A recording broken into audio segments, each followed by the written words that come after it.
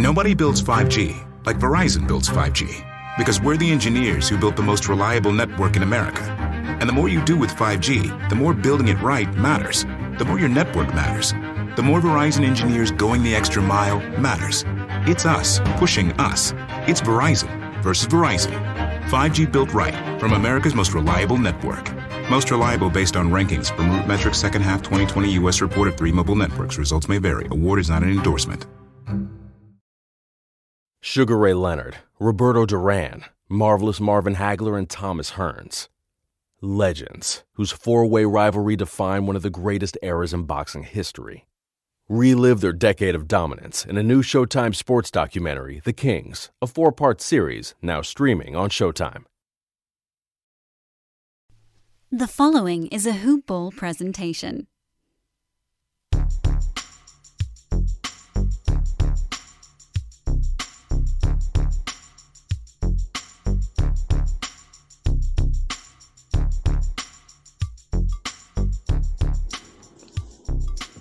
Hoop Ballers, what is up? This is William Harris. Find me on Twitter at WilliamIsBill, and I'm your host for today's episode of NBA DFS Today, the June 11th edition, playoff edition. We have a great 2-game slate for you guys tonight, and we're going to cover it starting off with the Philadelphia 76ers and the Atlanta Hawks. They will be starting at 7:30.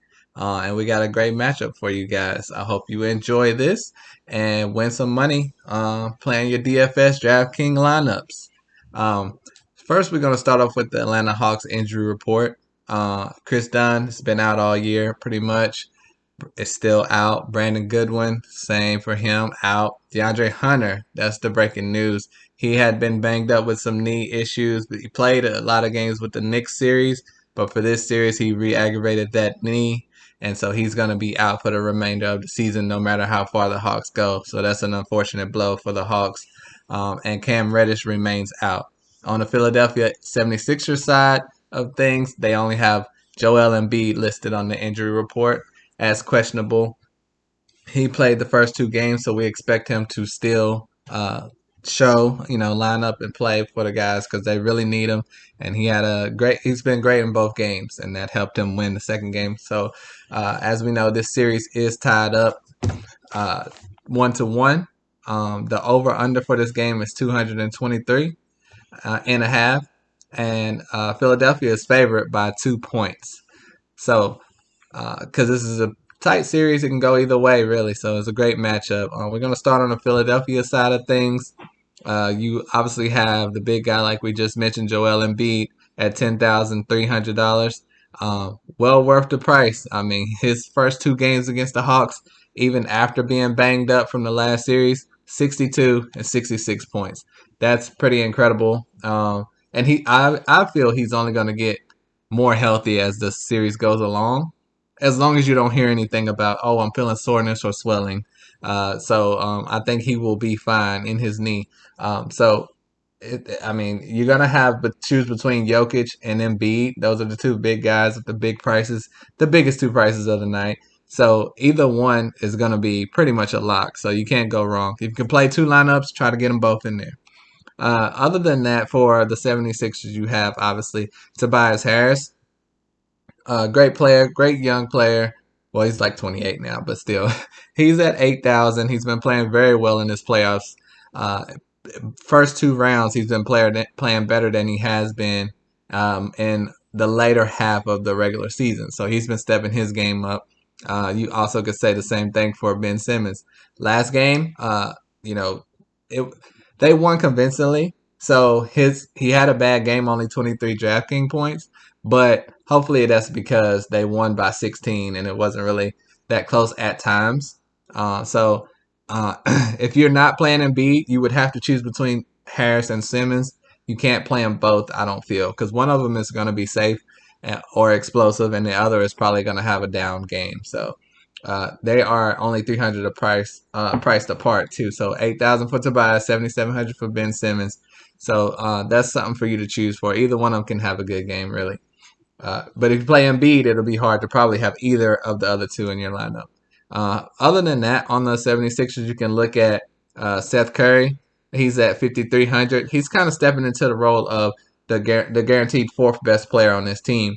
That has been up in the air for multiple players this season for the Sixers, like they're trying to find their way. He was playing really good earlier in the season. He got COVID, and I guess he is fully back now. He's filling that role great. Danny Green was kind of taking that role, but I think Seth Curry has taken over for his spot and is more secure in that fourth spot and just hitting a lot of threes. That's what they got him over here for, and it was a good trade. Other than that, I don't really trust Danny Green. He's at 4,500. If you can't get Seth Curry in your lineup for that 800 more, you can settle on Danny Green, but I don't love it. Two other players you can look at. Shake Milton is at 3,200. He's a guy that I think the Sixers can use a lot. In the first game they lost, he barely played. He played 1 minute. Second game he played 14 minutes, had 14 points, and that was 21 DraftKings points. So that clearly helped them. And I saw a lot of his fellow players in the league commenting on Twitter, man, Shake Milton needs to be out there. He should have been in at the end of the game. That would have helped them win. Sugar Ray Leonard, Roberto Duran, Marvelous Marvin Hagler, and Thomas Hearns. Legends, whose four-way rivalry defined one of the greatest eras in boxing history. Relive their decade of dominance in a new Showtime sports documentary, The Kings, a 4-part series now streaming on Showtime. So since then, I think, his cohorts are noticing that he should be out there. I think Doc Rivers will realize that also. And like I said, he only played 14 minutes, but the game before that he played 1. So he could be anywhere from 14 to 25 minutes. And like I said, he got 21 DraftKings points in those 14 minutes. So he's almost a minimum player. So that's a great play. Same thing you can say for George Hill. He played 19 minutes last game, only 14 DraftKings points. But like I said, first game he only had 11 minutes, second game 19. So he got a bump in minutes also. So he's someone you can look at.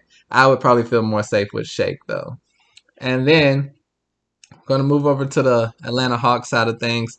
You obviously have Trae Young, superstar for the Hawks. They tried to contain him a lot last game. And you could say he didn't have the best game, but he still had 21 points and 11 assists. So bottling him up still got him 43 DraftKings points. So, and that's his worst game. It was his second worst game of the playoffs at 43 DraftKings points. So, he's a pretty much safe play at 9,300. I think he will bounce back, and Atlanta will have a counter to the defense that Philadelphia put on him last game. You obviously can look at their second best guy right now, Clint Capela. He did not play well in that last game. He had 10 points and 8 boards, but for him, we want him to do a little bit more. So both of these games in this series against Embiid, he's been having a little bit of an issue. Against the Knicks, he was playing a lot better. So we just have to hope he can, bounce back, recover, play better against Embiid. But that is a really tough matchup for him. So you'll just have to see how that goes. If you can't afford Embiid or Jokic, you're going to be having to look at Deandre Ayden or Capela and make that gamble on who you would rather play. And it's looking like Capela might be the fourth best center out of the 4 to choose from. But, he could be a contrarian play. You can look at Bogdanovich. He's been playing great all playoff series. Last game was his worst game. They lost as well. Like I said, but he played 41 minutes. He had 28 DraftKings points. I think that's his floor because he's stepping into the role as the second most offensive player on this team behind Trae. And, with the news of DeAndre Hunter being out for the series, that just secures his slot even more. So he's moved past Herter and Gallinari. He's going to be getting those shots. 6,400 is a safe play for him, I feel. John Collins at 5,800, still a great price for him. In this series, he's averaging around 29 DraftKings points, but he has a higher ceiling. So, like, if Capela's not getting off or he gets in foul trouble, look for John Collins to potentially reach a much higher ceiling than that 5,800 price point. You can look at Danilo Gallinari. He is at 4,800. First game, horrible. Second game, 38 DraftKings points. Was that because of the blowout? Or will that be a trend that carries on into game 3? We will have to see, but that's a low price point. So if you want to sneak him in your lineup, that's something you can look at. And then you also have Kevin Herter as a more of a safe play because in both games he got pretty much 30 DraftKings points. So he's more consistent than Gallinari. So the Hawks have 6 guys to choose from. You'll just have to pick your poison. But it does help, as far as DraftKings wise, that DeAndre Hunter is not in there, and obviously Cam Reddish. So you really only have 6 guys to choose from as opposed to 8. And then you're not wanting to choose any of them but Trae and Capela pretty much. So I really like Trae, Capela, Bogdan, and Collins. Gallo and Herter are kind of dart throws. So that's a great looking matchup for that team. So as we transition to the second game, let me shout out our sponsors real quick. MyBookie.ag. Without them, we wouldn't be here. And, so we have to say they are the only place we trust for our NBA related bets. For the playoff games coming up this weekend, anything, just you definitely want to use mybookie.ag. You know us. If we're going to support them and they support us, this because they're the best in the business. It's simple. You just sign up, enter the promo code HoopBall, and get your deposit matched halfway up to $1,000. So head over to MyBookie if you want a little excitement to the sports you love and the games you bet. Bet with the best. Bet with MyBookie. And that's promo code HoopBall. All right. We're going to jump right back into it with this second game. And that is between the what am I looking at? No, that is between the Phoenix Suns and the Denver Nuggets. Yes. I have the wrong injury report up here somehow, but it's all good. Starting off with the Phoenix Suns side, we're going to look at Devin Booker is the highest priced player. And for that team, they only have Abdul Nader that is listed on the injury report right now. So that doesn't really affect anything as far as DraftKings wise. Devin Booker, 8,400. He has slumped off in this series. In the first series against the Lakers, he was dominating for the most part. But in this matchup with the Denver Nuggets, he's averaging around 38 DraftKings points. That's not good enough, But he obviously has that ceiling to get you 40s and 50s. But right now, I don't know if it's Denver's defense, but they are just the way that Phoenix has, they've dominated him pretty much in both games. So they haven't needed to use him as much. Also, he played 33 and 38 minutes. But, if this was a tighter matchup, he might be having a little bit more minutes in there. So that's something to consider. But Booker is mainly a scorer first. He doesn't usually get a ton of assists or rebounds. So when you have a shooting guard like that, their floor can go low in the 30s as opposed to other players in other positions. So you can, speaking of that, Chris Paul is at 7,100. Much better play because he's safer. He's last game he had 15 assists, 17 points, 15 assists. Game before that, 21 points, 11 assists. That's what you want when you're paying 8,400, and you're getting him at a discount at 7,100. So he's one of my favorite plays of the night. Where he goes, this team goes, and no one on Denver can stop him. They have Campazzo and Monte Morris. If they want to try to throw Aaron Gordon on him, he still will find a way to abuse him too. Other than that, they have Deandre Ayden, which I mentioned earlier at 6,800. I think that's a really good price for him. And because we mentioned Capela at 7,300, and they're kind of in the same vein right now, but Deandre Ayden has a higher ceiling. It appears to be because he can score and rebound, and he almost matched Jokic in the first game with 20 and 10. Second game, 15 and 10. So, and still, like we said, both of these games have been blowouts. So he has potential for more. And Capela has that tough matchup against Embiid. So Ayden is someone you can consider if you can't afford, like I said, Joel Embiid or Nikolai Jokic. We'll get to Jokic in a second. Other than that, on the Phoenix side, you have Jay Crowder, Mikal Bridges, respectively at 5,100 and 4,900. They're pretty much putting up the same production right now, just safe plays. But Mikal Bridges has that high ceiling. Like in the first game, he had 44 DraftKings points, but in the second, he had 19. And then when you look at Jay Crowder, he is more 23, 22. So they're going to average out at similar price points, but Mikal Bridges has that higher ceiling. So if you had to throw someone in there around that price range, you want to look at Mikal Bridges to shoot for the stars. if you have a stacked lineup, everything's perfect, and you just need 20 points, throw in Jay Crowder. So you can choose between those two. Other than that, you can look at, a couple dart throws, a couple minimum players. You can look at Torrey Craig. Both games in this series, 24 and 22 DraftKings points. But will he play if it's a tighter game? That's the question mark. Same for Dario Saric. Dario Saric is at 3,000 minimum price player. And last game he had 15 DraftKings points, played 16 minutes. But the first game he played 9 minutes. But he had 8 points, 4 boards, and 16 minutes. So at a minimum price, if he's going to be out there 15 minutes, it's something you can consider if you want to go heavy on your lineup. So, and if I didn't say, Denver is favored by 1.5 in this matchup, and the over/under is 222.5. So that's something to consider also. And Phoenix is up in this series 2-0, so it's a must-win for the Denver Nuggets. And speaking of the Denver Nuggets, Jamal Murray obviously is out. He's been out for the season. PJ Dozier remains out. And Michael Porter Jr. is probable with the lower back tightness. So that's something you got to keep an eye on because they desperately need Michael Porter Jr. to step up. In this series, he has not done much at all. As far as what you're looking for him to be the second guy. So he's been playing like a third guy role right now. So they're going to definitely need him to step it up with 28 and 20 DraftKings points in the first 2 games. And he's at 6,900. So you cannot play him at all if he's going to be getting those type of numbers. You need him in the 30s, high 30s, low 40s. Hopefully his back is not causing this. But if it is, that's something to, be worried about, honestly. You don't want to play somebody who's not at full strength. So, but he's a pretty good price for what his ceiling can be. And, not to overlook the MVP of the league recently named, Nikolai Jokic. He's at 10,700, highest priced player of the night.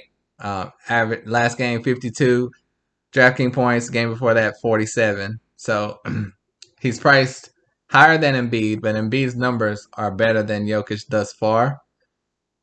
Embiid obviously has the scare factor there where he can injure himself, like re-injure or, tweak something. And Jokic has played every game this season, the most healthy guy in the league. But Jokic also has that, MVP caliber, passing, rebounding, assisting, scoring. So they definitely need him to step it up to win this because they do not want to get down 3-0. It's pretty much over if they do. So I expect Jokic to take over in this game. So even though Embiid is a safer play and what looks like a higher ceiling, Jokic has to pull out all the stops here. He has to pull out the Joker card in this one because they really need it because Phoenix is giving them all they can handle. Other than that, it gets a little sketchy after Jokic. And Michael Porter Jr. is kind of sketchy himself, but you can look at Aaron Gordon at 5,400. The first game against Phoenix, 31.5 DraftKings points. Second game, 7. Yes, you heard me right, 7. Come on, Aaron Gordon. Like, this can't happen. 20 minutes, 7 DraftKings points. You are the third option right now. You have to step it up. So I expect him to. 5,400 is a good price point. You also can look at Monte Morris. He's at 5,000. In the series before against Portland, he was going off. His last 2 games in that series, 43, 47.5 DraftKings points. In this series against Phoenix, 16 and 14 DraftKings points. Come on, Monte Morris. We've seen what you can do. We need you to step it up. You've been playing better than Campasso in that first series. You need to continue that and be consistent. That's the difference between starters and bench players. A lot of people were saying Monte Morris is a starting caliber point guard, but just happens to be a backup. You have to be consistent if you want to be a starter, and you can look at Facundo Campasso at 5,200. He's not consistent either. It's just Monte Morris and Campasso are going to be out there. They're getting big minutes, but Campasso's ceiling is around 30 DraftKings points. Monte Morris obviously is around 40, 45 if he plays great, but they both have low floors as well. Another guy you can look at, his first game back was Will Barton. He's at 5,500. First game back, 16 minutes. He had been out since April 23rd with his injury. and he's back. So that's quite a while being out, over a month and a half. But he played 16 minutes, had 18 DraftKings points, 10 actual points. So first game back, 10 actual points. That's pretty good. I expect it to be, maybe his minutes will go up. So you're going to have to listen to see if he's going to play the same around 15 minutes or if that minute restriction is going to get bumped up. Because, like we said, this is a pretty much do or die game for them, and they need some offense right now. So that is what I feel for the Denver Nuggets. Must-win game. Philly and Atlanta could go either way. So that is your DFS slate for June 11th. And I can tell you some of my favorite plays as we go through the tiers. So if you can remember, because it's a lot of names, when there's only 2 games, you have to dive deep into the bench players and everything. So it's a lot of names out there. So some of my favorite plays. Okay, when we go to the higher price tier, say 8,500 and up, I'm going to go with Trae Young, 9,300. Like I said, his worst game was around 43 DraftKings points, which was last game. Either Philly has figured out something and that trend will continue, or Trae will bounce back and have another great game like he's been doing pretty much all this playoff series, this playoff season, and I think he will. And he's under 10,000, so that helps you get other expensive guys in your lineup as opposed to going to minimum. So I really like Trae. If Embiid's healthy, he's a lock too. So, but also Jokic. Never mind. Just ignore that. Trae is who I'm going with. 9,300. As far as my mid tier guys, say 4,500 to 8,000 or whatever, I'm gonna go with Chris Paul, CP3, 7,100. Just super safe play. As he goes, the team goes. He's getting around 50. He averaged 50 DraftKings points in this matchup against the Nuggets, and at 7,100, that's way underpriced. And as he goes, the team goes, I expect him to lead them to at least a competitive game to where he would be very productive. And his turnover ratio is just insane. He's like having no turnovers with double digits assists. It's ridiculous. He's showing his MVP form. Non-COVID cough right there.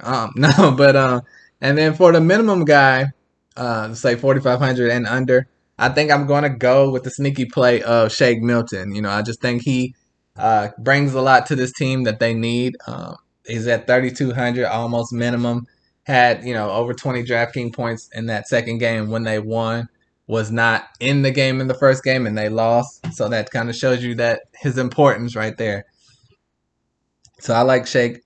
It's a little sketchy with everyone else, honestly. So that's the safest play for me. All right. I would just have to say thank you guys for joining me. Dave was off today. I'll catch back up with him next week. But I appreciate you guys joining me. Great show. Have any questions, hit me up. Like I said, my name is William Harris on Twitter at WilliamIsBill. Check out Hoopball Tweets. Hoopball Official on Instagram. Get everything hoopball in your life. You know what I mean? So we appreciate you. Any questions, hit me up. We got a Discord. Hit us up. We're always here for you. And that was the June 11th edition of NBA DFS Today. Y'all have a good one. Peace.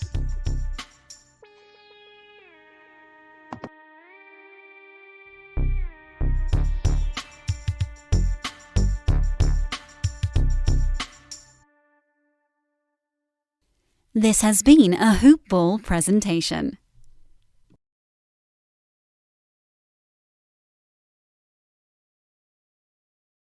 Nobody builds 5G like Verizon builds 5G. Because we're the engineers who built the most reliable network in America. And the more you do with 5G, the more building it right matters.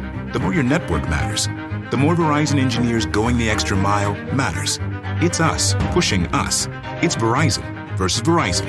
5G built right from America's most reliable network. Most reliable based on rankings from RootMetrics second half 2020 U.S. report of 3 mobile networks. Results may vary. Award is not an endorsement. Sugar Ray Leonard, Roberto Duran, Marvelous Marvin Hagler, and Thomas Hearns. Legends, whose four-way rivalry defined one of the greatest eras in boxing history. Relive their decade of dominance in a new Showtime sports documentary, The Kings, a 4-part series now streaming on Showtime.